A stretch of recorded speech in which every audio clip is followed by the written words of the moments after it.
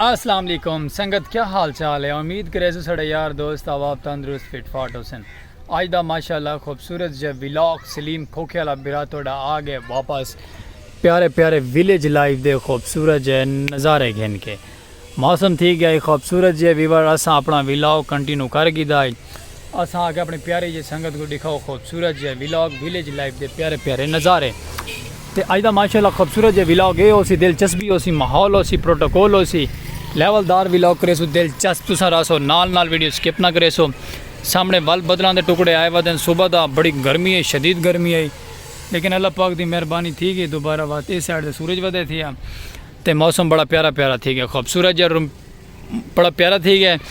तो बाकी तुसा जितने भी यार दोस्त अब नवे नवे आए साढ़े चैनल पर मेरे सो साढ़ा चैनल जल्दी जल्दी सब्सक्राइब सलीम खोखे अल्लाह पाक विलेज लाइफ दे प्यारे प्यारे नज़ारे तो तक खूबसूरत जो विलॉग सराकी कल्चर दे असें में दिखे सुरां दे विलॉग अज तक खूबसूरत दिलचस्प थी सी रसो नाल कोई गलती कुताई थी सी तो उन्हें सबको कमेंट करके दसना कि सलीम भाई एक कुताई ना की करो। स्पेशल पर्सन है फिर मेरे सो जल्दी जल्दी सब्सक्राइब फॉलो शेयर करे सो। फेसबुक पेज साढ़ा सलीम खोखे वाला वो भी फॉलो करे सो। इस साइड से छोटे छोटे बाल खेड़ते खड़े वो सामने आप लड़ते भी खड़े खेड़ते भी खड़े चलो चिल करेंदे खड़े माहौल खूबसूरत जे थिया खड़े हवावां चलदियाँ पईन प्यारियां प्यारियां तो मैं आदा संगत क्या बात है। अल्लाह पर खैर आवाम भी आमदो रफ्ते जारी है, बार आरम जारम हो गई है। इस साइड दे माशाल्लाह चौक दे भी माहौल बनता वैंदे खूबसूरत जिहा।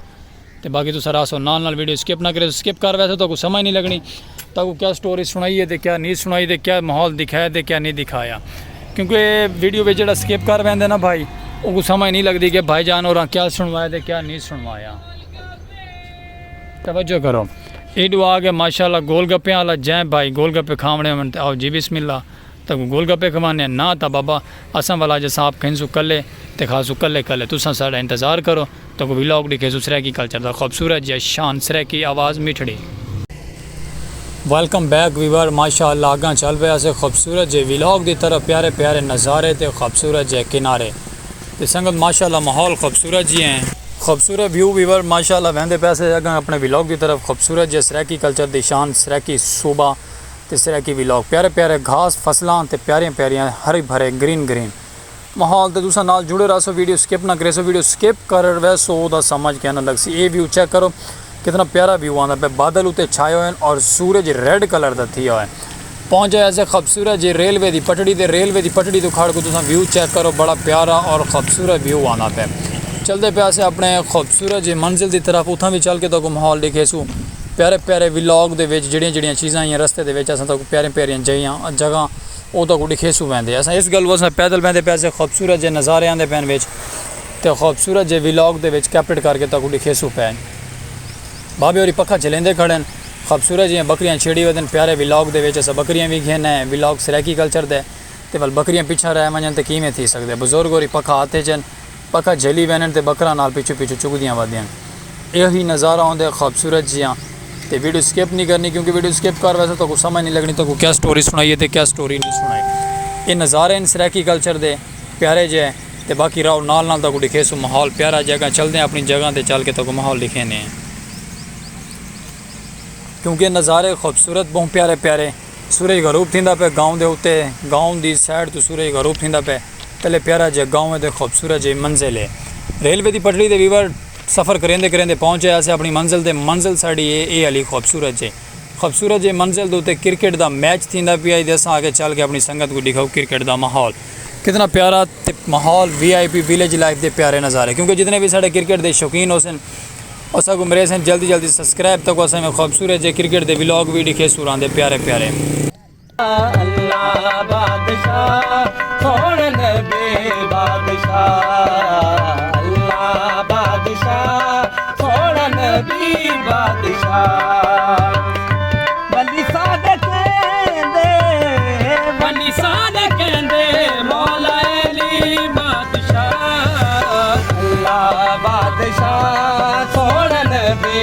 संगत मैच तो जोर शोर है आवाम दे पे वे ना दूर दूर तो आई हुई है लैन की पटड़ियाँ से भी साइडों से भी आवाम बैठी थे छक्के चौके लगते पैन तो अस अपना विलॉग भी बने बैठे तो मैच भी इंजॉय करेंदे पैन।